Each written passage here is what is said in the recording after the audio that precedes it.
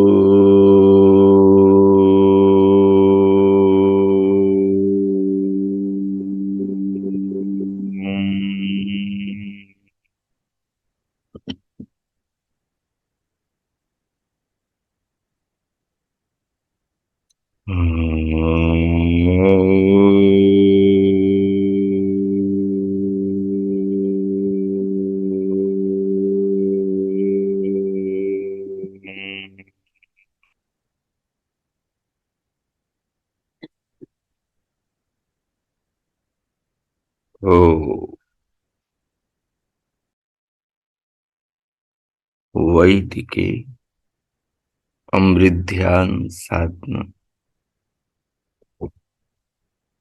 प्रभात सत्संग में आप सभी साधक साधिकाओं का,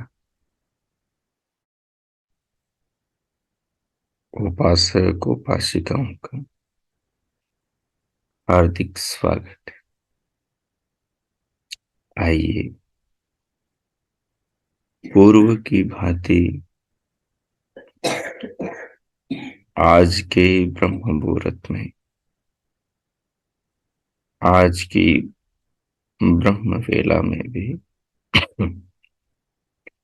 हम उन महान प्रभु पार ब्रह्म परमेश्वर के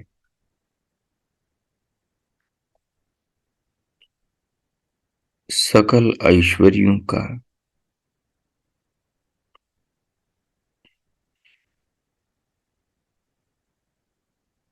अपने जीवन में,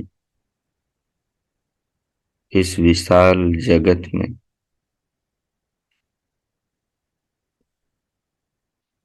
शरीर और संसार, पिंड और ब्रह्मांड में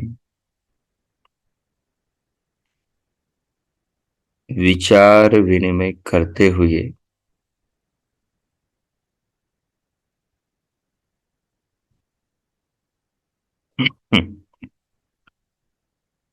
प्रभु की महिमा को अनुभव करने का प्रयास करें।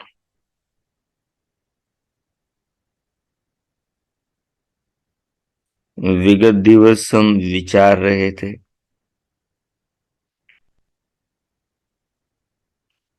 न तस्य प्रतिमा अस्ति यस्य नाम महत यश।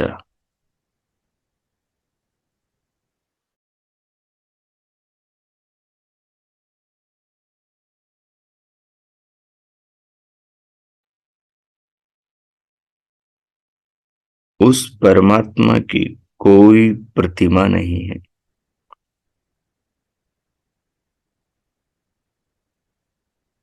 जो महान यश वाला है। उसका यश ही उसका, उसके स्वरूप का, उसके व्यक्तित्व का बोधक है।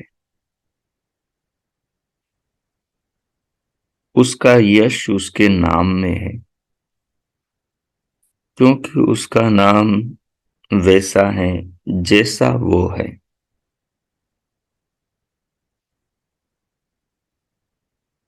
जैसा वो है वैसा उसका नाम है।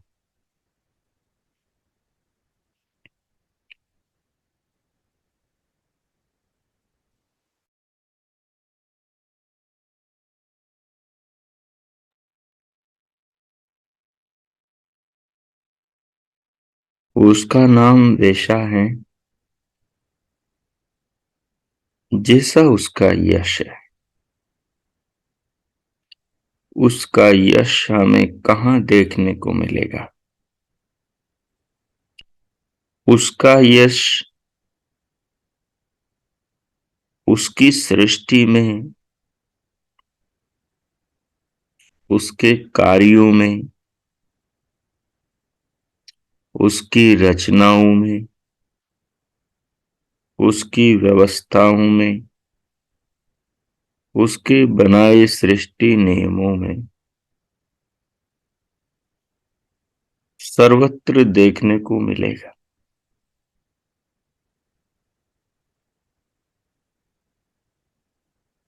सृष्टि का अर्थ है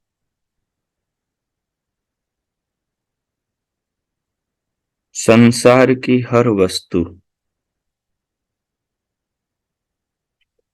जो उसके हाथों से, अर्थात उसकी व्यवस्था के हाथों से बनी है या उसके नियमों में बनी है।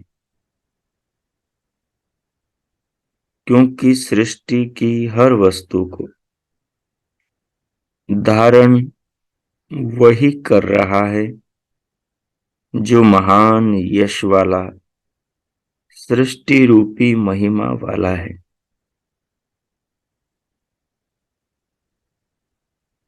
व्यक्ति की महिमा उसके कार्य, उसका व्यक्तित्व, उसकी अच्छाई होती है। परमात्मा की अच्छाई, परमात्मा की महिमा परमात्मा के कार्य है। उसके कार्य जहां दृष्टि गोचर हो रहे हैं वहां वो विद्यमान है। हमारे आसपास हजारों हजारों पेड़ पौधे हैं।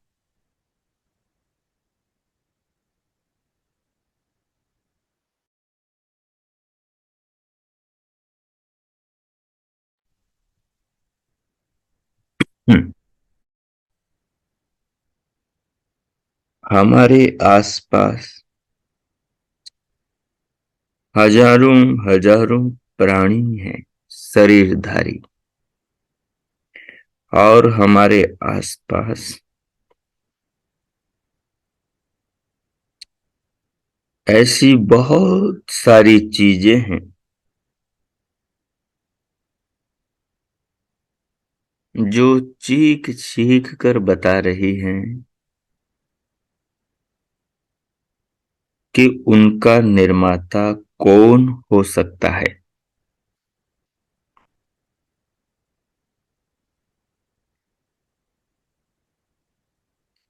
हमारे अपने शरीर हैं जो हमारे सबसे करीब है।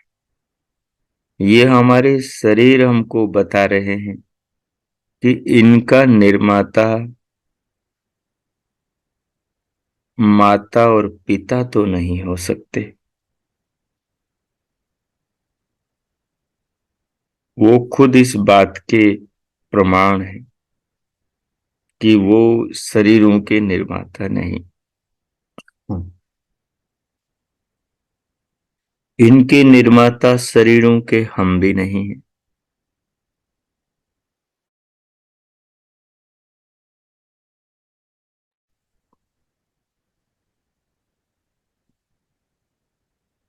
क्योंकि हम स्वयं अनुभव करते हैं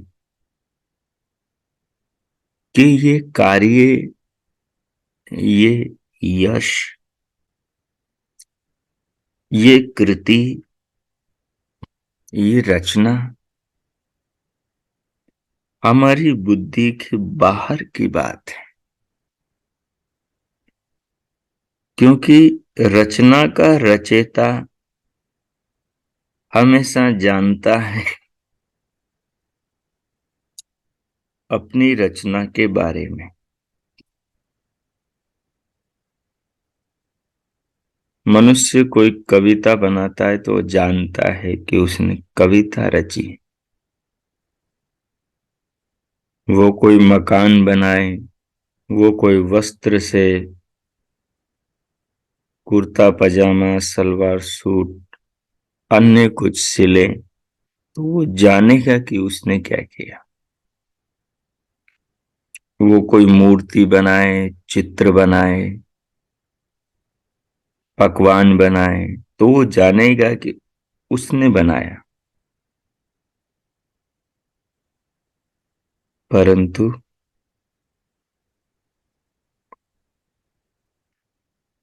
जिसने बनाया नहीं, वो यही जानेगा कि मैंने बनाया नहीं।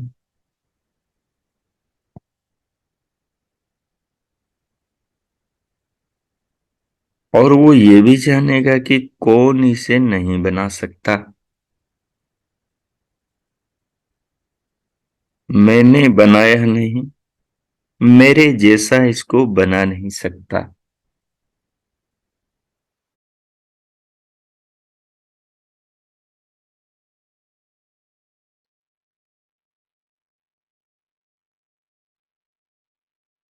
मैंने नहीं बनाया, मेरे जैसा यानी माँ बाप, मनुष्य, वो शरीर बना नहीं सकते।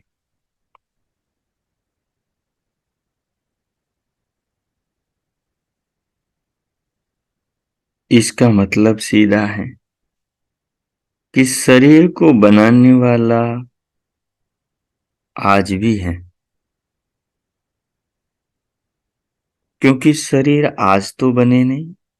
इतिहास बताता है द्वापर युग को कितने वर्ष हो गए, 5,000 से ऊपर। इतिहास बताता है त्रेता युग को कितने वर्ष हो गए, 10 लाख के आसपास। और पीछे सतयुग में जाएंगे तो उसे कितने वर्ष हो गए। और ये तो एक चतुर्युग की चौकड़ी है। ऐसे तो कितने ही पीछे चतुर्युग निकल गए। ये तो एक युगी के 4 युग हैं।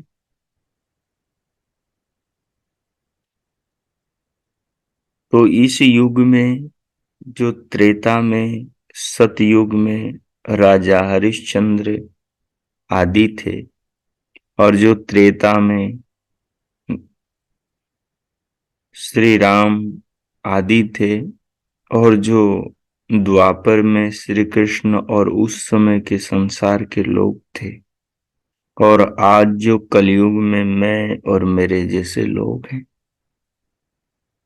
तो मैंने तो शरीर नहीं बनाया, तो मेरे जैसे लोगों ने भी शरीर नहीं बनाया, क्योंकि वो बना नहीं सकते। आंख की जो सूक्ष्म रचना है, वहां तक मेरे जैसे लोगों के हाथ नहीं जा सकते।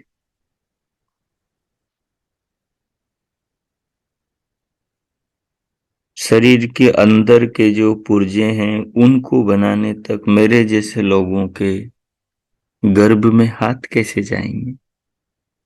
जिसका गर्भ है उसके भी हाथ कैसे गर्भ में जाएंगे। और इतनी सूक्ष्म रचना।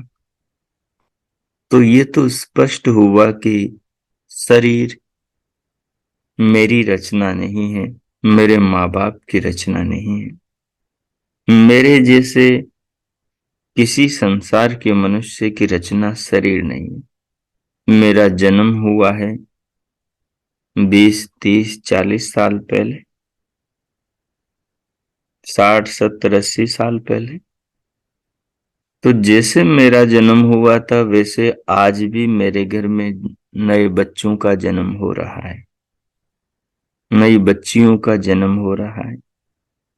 मेरे गली मोहल्ले में आज अभी हुआ है, कल होगा, परसों होगा। निरंतर नए बच्चे पैदा हो रहे हैं। नए बच्चों की रचना स्त्री पुरुषों के शरीरों में बीज और गर्भ की हो रही है। पुरुष के बच्चे नहीं, पशुओं के शरीरों में भी बच्चे बन रहे हैं। पक्षियों के शरीरों में भी बच्चे बन रहे हैं, मादाओं के। कृमि कीट पतंग मादाओं के भी शरीरों में बच्चे बन रहे हैं। बच्चे बनाने वाला आज भी है, बच्चे बनाने वाला कल भी था।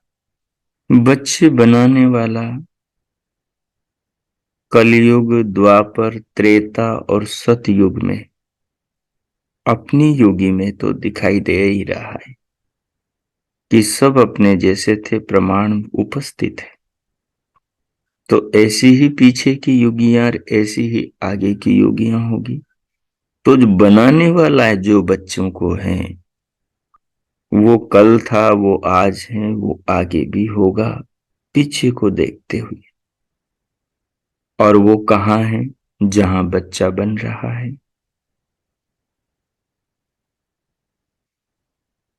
जहां बच्चा बन रहा है वो आज भी है। स्त्री के गर्भ में, पुरुष के शरीर में, पुरुष के धातुओं में, पुरुष के शरीर की व्यवस्थाओं में, क्योंकि बच्चे तो वही बनाता है। बच्चों का बीज भी वही बनाता है। अब जैसे मनुष्य अपने शरीर को, बच्चों को नहीं बनाते, वैसे ये पेड़ पौधे भी अपने शरीर को, पत्तों को, टहनियों को, डालियों को, शाखाओं को, फूलों को, फलों को नहीं बनाते। ये अपनी देह, इनकी अपनी रचना नहीं। जैसे अपना शरीर अपनी रचना नहीं, अपनी नाक अपनी रचना नहीं, अपने कान अपनी रचना नहीं। वो मूर्ति बनाने वाला तो नकल करता है। वो नकल करता है शरीर की, शरीर के बनाने वाले की रचना की वो नकल करता है। मूर्तिकार, मूर्तिकार की अपनी स्वतंत्र रचना नहीं। वो राम की नकल करेगा, वो कृष्ण के शरीर की नकल करेगा, जो कृष्ण और राम ने नहीं बनाया। वो राणा प्रताप के शरीर की नकल करेगा, वो वीर शिवाजी के शरीर की नकल करेगा, वो स्वामी दयानंद, गुरु विजयानंद, वो पंडित बिस्मिल और वो सुखदेव, वो राजगुरु अशफाक उल्लाह खान के शरीर की नकल करेगा। वो जीजाबाई, पन्नाधाय, वो झांसी मीरा, वो पीपा नानक दादू, वो सुंदर रैदास, वो गंग आदि के शरीर की रचना करेगा। जो उसके दिमाग में बैठा हुआ है, उन शरीरों की रचना के अनुसार वो मूर्ति की रचना करेगा। तो वो नकल हुई, उसकी स्वतंत्र रचना नहीं।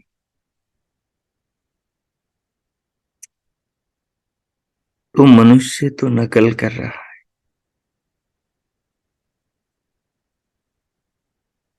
नकल में जो अकल है, वो अकल नकल करने वाले की रचना नहीं।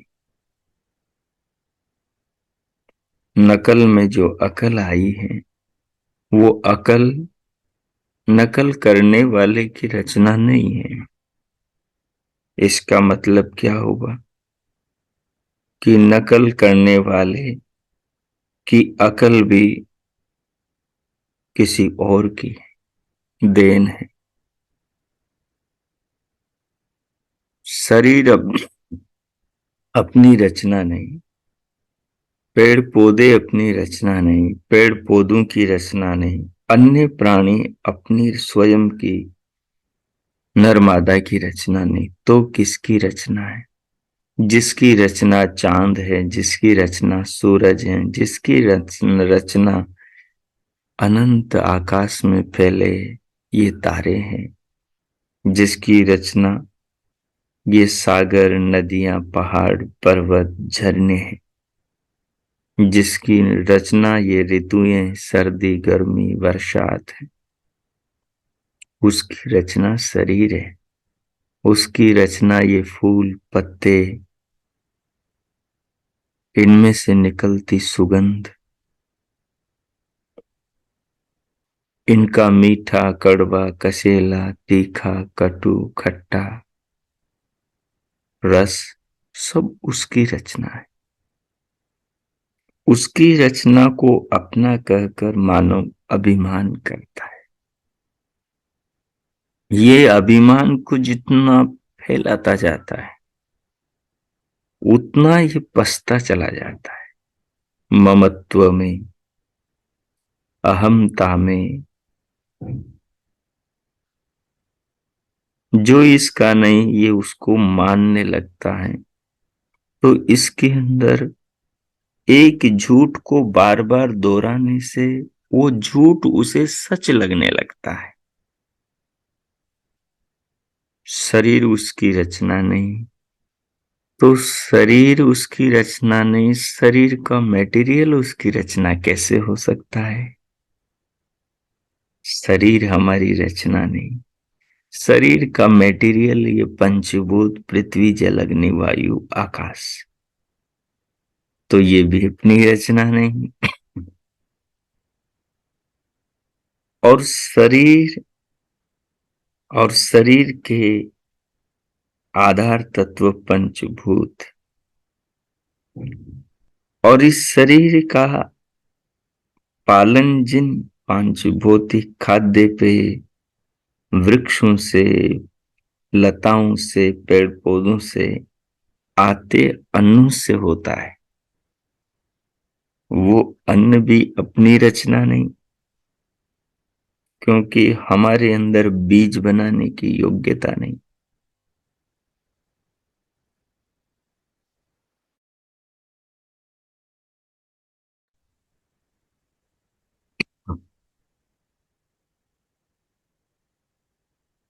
तो वो भी अपनी रचना नहीं। तो इससे सीधा स्पष्ट हो गया कि ये संसार में जो भी कुछ है ये अपनी रचना नहीं, ये किसी और की रचना है। यस्य नाम महत यश। यश क्या वस्तु है? महिमा है, ख्याति है, कीर्ति है, करुणा है, महिमा है। उसकी महिमा ये शरीर है, पेड़ पौधे हैं, ये पृथ्वी जल अग्नि वायु आकाश है, पहाड़ पर्वत नदियां सागर फूल पत्ते फल सब्जियां, ये सब उसकी महिमा। तो अब इसमें से हम बचपन से हमें अच्छे माँ बाप नहीं मिलते, ज्ञानी माँ बाप नहीं मिलते, झूठे माँ बाप मिलते हैं जो बचपन से झूठ बोलते हैं। वह कहते हैं मैं तेरी माँ, ये तेरे पिता, तू मेरा बेटा, तू मेरी बेटी, ये तेरा भाई, ये तेरा मकान, ये हमारी दुकान, ये हमारा पशु, ये हमारी गाय भेड़ बकरी, ये हमारे खेत खलियान, ये हमारी कार मोटर। उस बच्चे में शुरू से ही झूठ का बीज बोया जाता है, उस बच्चे में शुरू से ही मिथ्या का बीज बोया जाता है। अब सबका सौभाग्य तो है नहीं कि उन्हें मदालसा जैसी मां मिल जाए, कि गर्भ में सत्य का बीज बोए। सबका सौभाग्य तो नहीं कौशल्या जैसी मां मिल जाए कि वो राम के लिए महलों के अन्न का त्याग करते, वो बच्चे के निर्माण के लिए खुद बीज बोए, सद्भावना से बीजों को अंकुरित करें और उनसे प्राप्त अन्न से जीवन निर्वाह करें। ऐसी मां सबके तो भाग्य में नहीं है।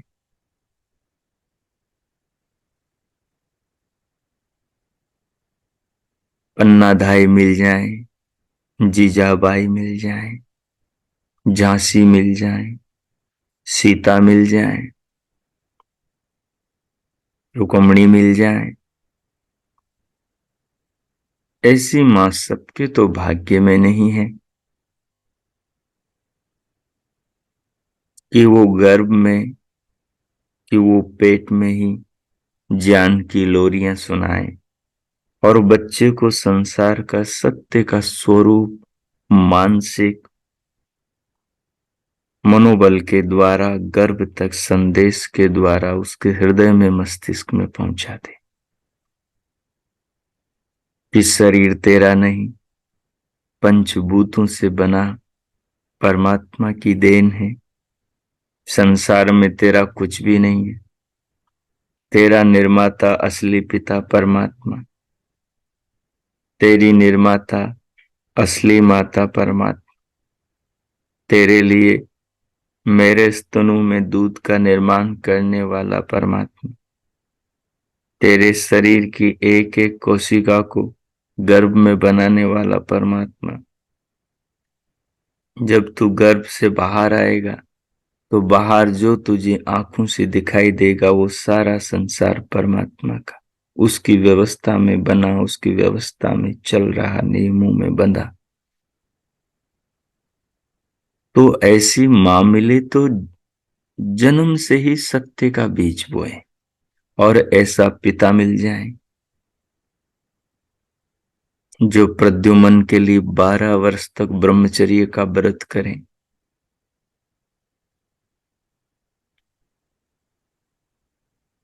ऐसी मां मिले जो बच्चे के लिए वर्षों तपस्या करे, ब्रह्मचर्य का व्रत करे, व्रत करके फिर आकाश अंतरिक्ष में से किसी महान आत्मा को आमंत्रित करे। ऐसा पिता मिले।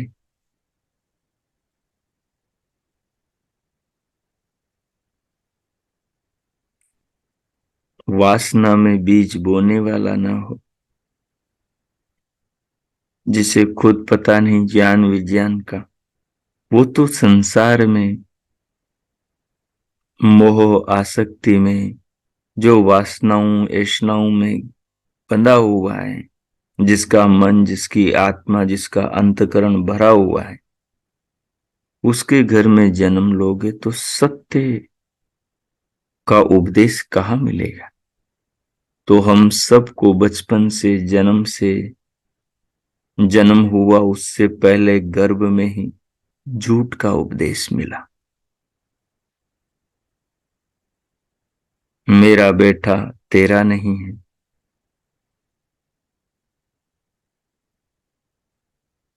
जब वो हुआ तब उसे झूठ का उपदेश दिया गया और वो झूठों के वातावरण में, मिथ्या के वातावरण में, छल के वातावरण में, तेरे मेरे के वातावरण में, ममता मोह राग द्वेष के वातावरण में पला बड़ा होगा। ऐसी स्थिति में मनुष्य डाकू ही बनता है। अब डाकू को ऋषि कौन बनाए?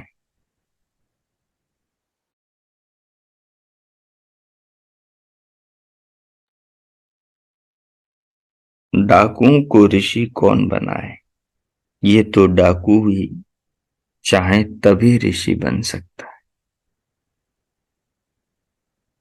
अकर्मा दस्यु, जो कर्तव्य कर्म नहीं करता वो दस्यु है। जो अपने परिश्रम का नहीं करता, जो सांच को सांच नहीं कहता, सांच कहे भी कैसे उसको पता ही नहीं सांच का, वो झूठ को इतनी बार खुद दोहरा चुका है और उसके सामने झूठ इतनी बार दोहराया जा चुका है कि उसके जहन में झूठ इस प्रकार से जम गया है जैसे पानी के ऊपर काई। अब कोई काई के ऊपर दर्पण देखे अपना तो कैसे देखेगा?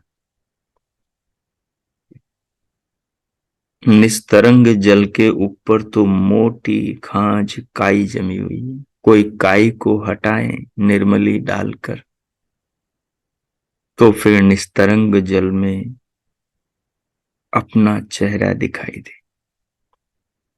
तो ज्ञान ही वो दर्पण है जिसमें मनुष्य अपने चेहरे को देख सकता है। वो देख सकता है कि संसार में उसका क्या है। वो कब से झूठ बोलता आ रहा है, मैं मेरे का झूठा नारा देता आ रहा है। वो कहें शरीर पंचभूतों का, वो कहें बच्चा इसका शरीर पंचभूतों का है, इस शरीर का निर्माता परमात्मा है। ये जिस फैक्ट्री में, जिस अनुसंधान ग्रह में बनाया गया है, वो हम दोनों पति पत्नी के शरीर हैं। बनाने वाला कोई और है, बनाया हमारे माध्यम से।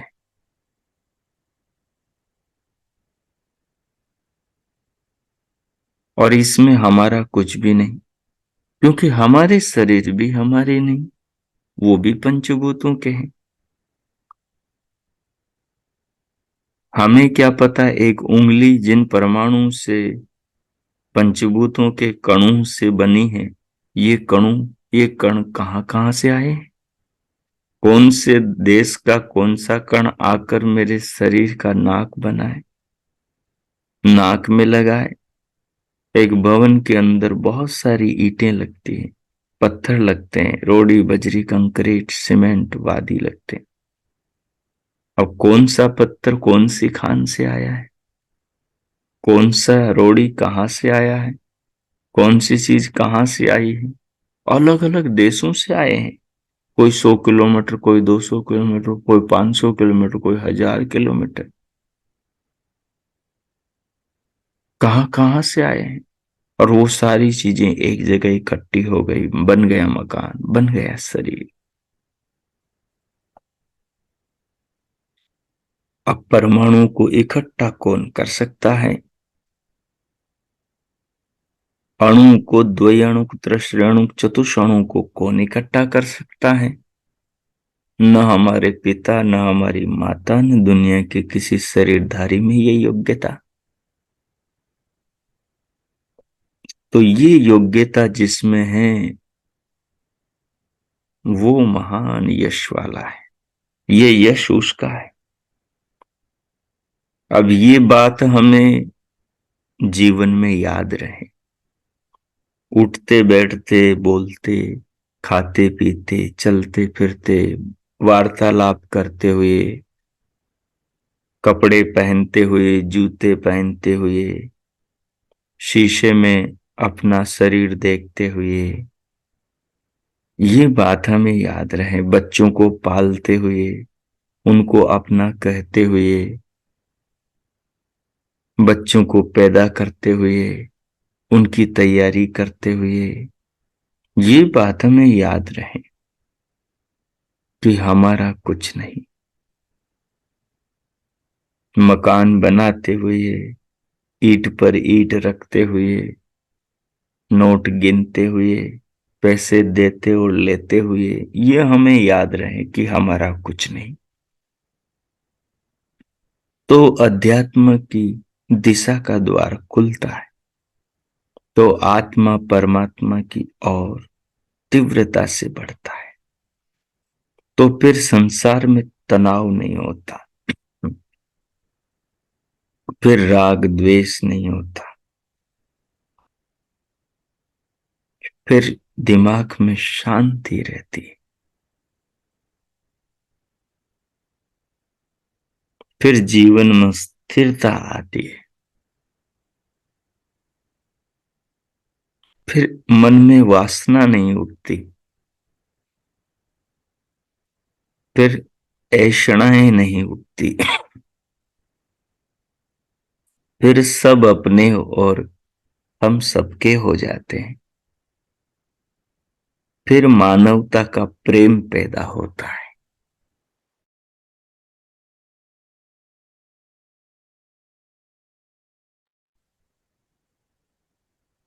फिर सब बच्चे अपने सब माँ बाप, भाई बहन, सब एक परिवार के सदस्य हो जाते हैं। सबका पिता माता बंधु एक परमात्मा ठहरता है, जिसकी दुनिया है, जिसका संसार है, जिसके रचे हम सबके शरीर हैं। इस ऊंचाई के शिखर पर आकर मानव दानवता का त्याग कर पाता है, मोह ममता के, राग द्वेष के, छल कपट के ऊपर उठ पाता है। ये तत्व दर्शन है, सृष्टि में जीवन को जीते हुए कमल बनकर जीवन को जीने की पद्धति है।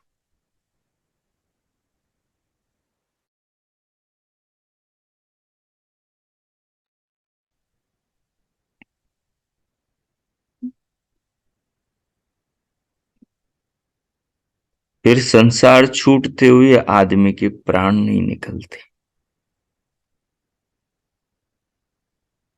फिर रिश्ते नाते संबंधों के, लोगों के जन्म मरण पर वो बहुत हर्षित और बहुत उदास नहीं होता। फिर वो आवागमन पर सम रहता है। फिर वो जन्म मरण के पार देखता है। फिर वो रिश्ते नाते मोह में नहीं उलझता। फिर वो शराबी, मांसाहारी, झूठा, छली कपटी व्यापारी, दो नंबर का कार्य करने वाला नहीं होता। फिर वो ईमानदारी का, सत्य का, असतो मां सद्गमय का, तमसो मां ज्योतिर्गमय का, मृत्युर्मा अमृतम गमय का पथ पर चलने वाला पथिक होता है।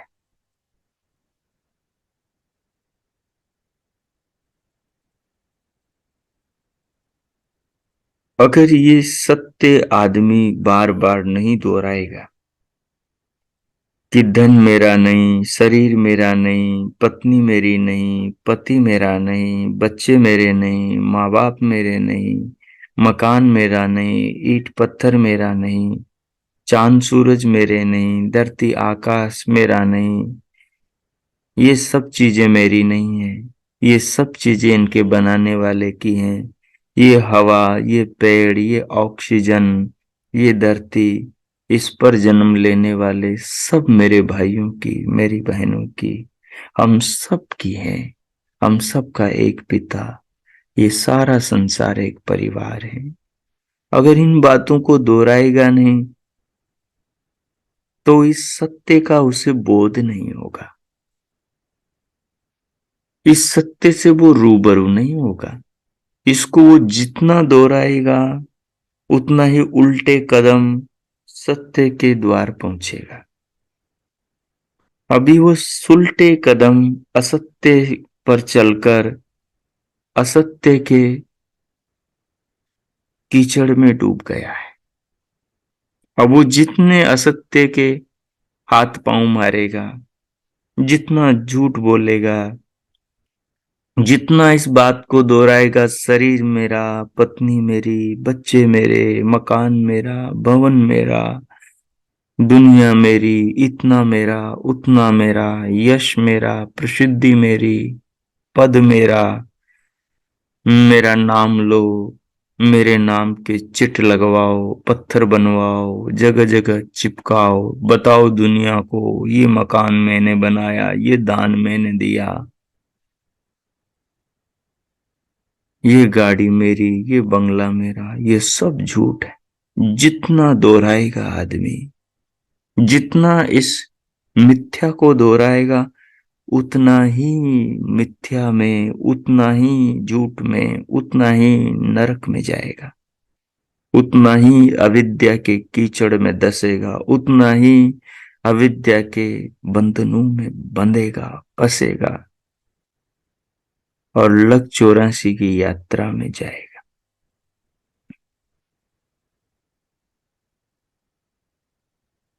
जब सत्य को दोहराएगा और कुछ भी मेरा नहीं, मुझे संसार में स्वयं को जानने के लिए शरीर मिला है, चांद सूरज मिले हैं, धरती आकाश मिला है, ये फल सब्जियां, ये पेड़ पौधे, ये ऑक्सीजन, ये प्राण, ये श्वास, ये धड़कन, ये माँ बाप, ये मित्र, ये संबंधी, ये पशु, ये सब आत्म उन्नति के लिए, ये सब स्वयं को जानने के लिए, ये सब सेवा के लिए, ये सब प्रेम के लिए, ये सब अपनेपन के लिए, इन सब को प्रभु का मानकर यथावत भाव में जीने के लिए संसार मिला है।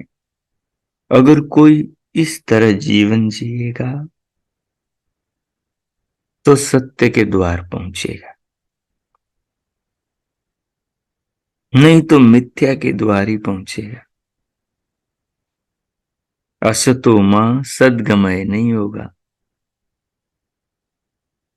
तो फिर हो जाएगा सत मां असतो गमय हो जाएगा। तो सत से फिर असत की ओर जा रहा है। हमारा जन्म सत से हुआ, सब जगत की वस्तुएं सत को प्रस्तुत करती और हम असत की ओर जाते, ममत्व के बंधन बांध कर, मैं मेरा की बेड़ियों में स्वयं को जकड़ कर।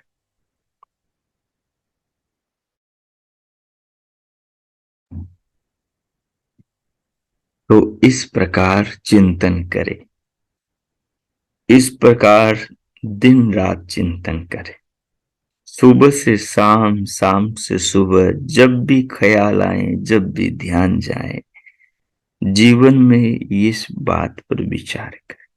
अभिमान न करें, अहंकार न करें, न अपने पद का, न अपने स्टेटस का, न अपने धन वैभव का, न अपनी योग्यता डिग्री कलाप का घमंड न करें।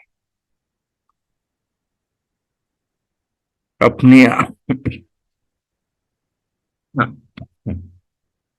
अपने आप को तुच्छ समझे।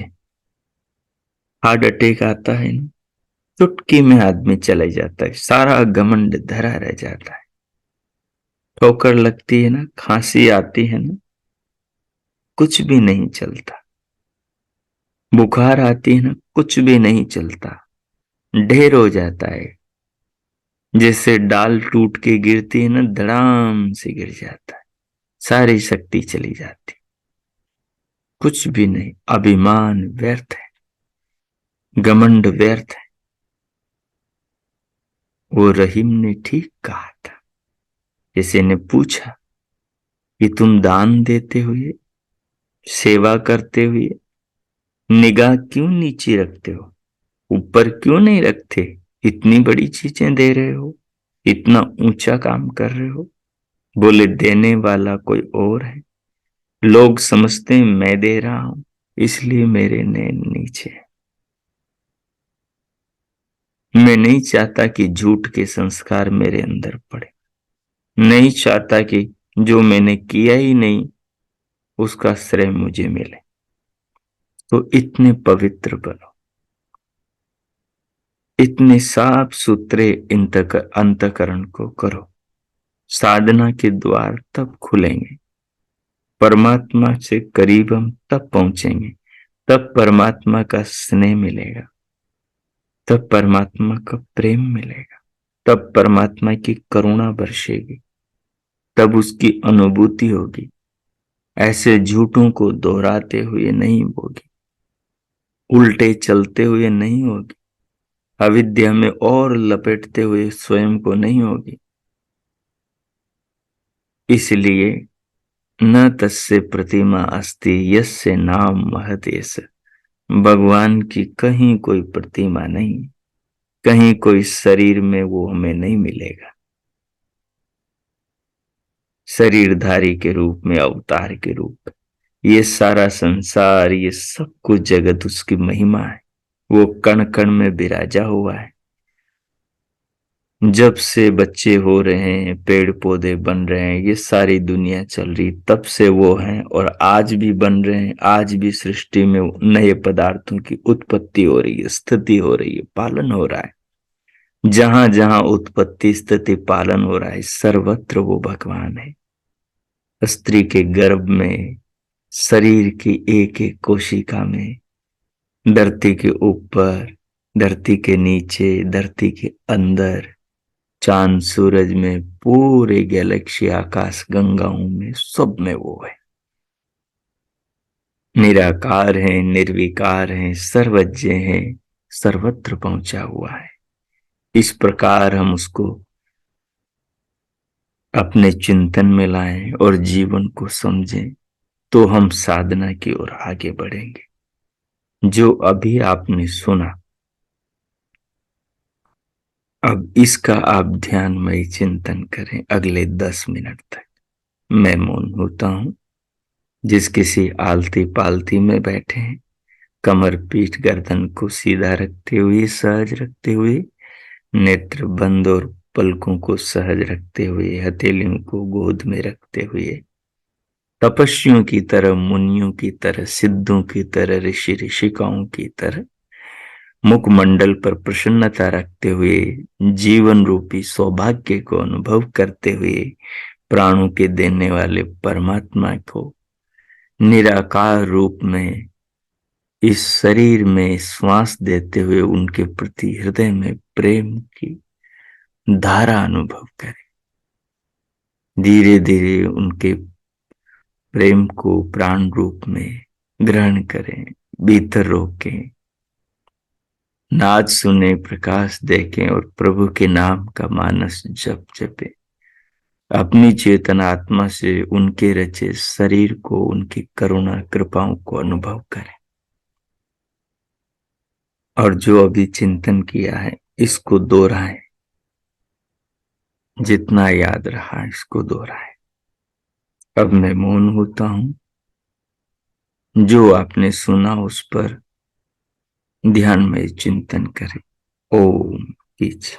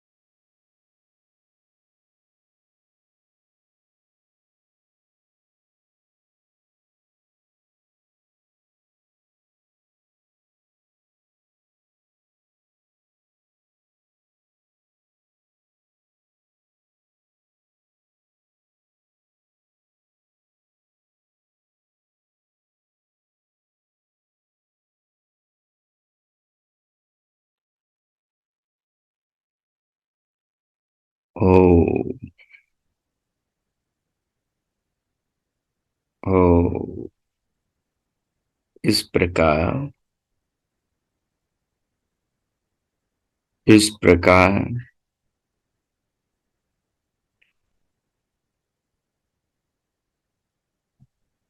न तस्य प्रतिमा अस्ति यस्य नाम महत् यश। उस भगवान की कोई प्रतिमा नहीं जिसका यश गान ये उसके रचे सारी सृष्टि के पदार्थ कर रहे हैं। वो ही इस जगत का धारण पोषण करने वाला है, इसलिए उसी का नाम सर्वरक्षक ओम परमात्मा है। हम इस सत्य को स्वीकार करें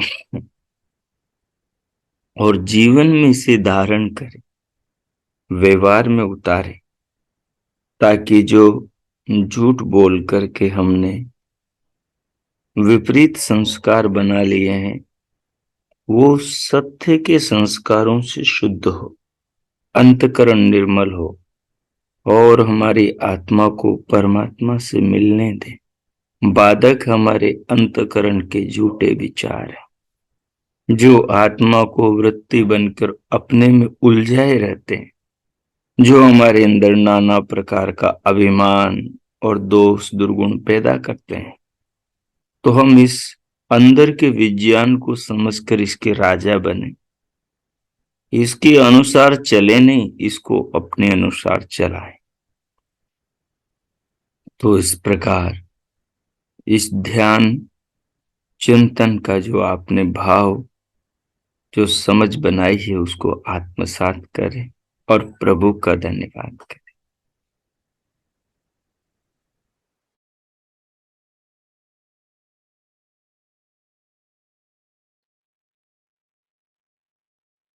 प्रभु का धन्यवाद करते हुए अब हम शांति पाठ करेंगे। आज का पाठ इतना ही रखेंगे। ओम ओम ओम शांति शांति शांति। ओम ओम। आप सबका आज का दिन शुभ हो, मंगलमय हो। प्रभु सबका मंगल करें। सबके लिए बहुत बहुत मंगल कामनाएं, शुभकामनाएं। इति ओम। गीता का स्वाध्याय आगे करेंगे। आज जो आपने चिंतन किया है, ध्यान किया, सुना और समझा है, उसका दिन भर विचार करें और इसको जीवन भर विचारने का लक्ष्य बनाएं। जो आज समझा है इसको जीवन में उतारें, धारण करें, तभी साधना में हमारी प्रगति होगी। ओम।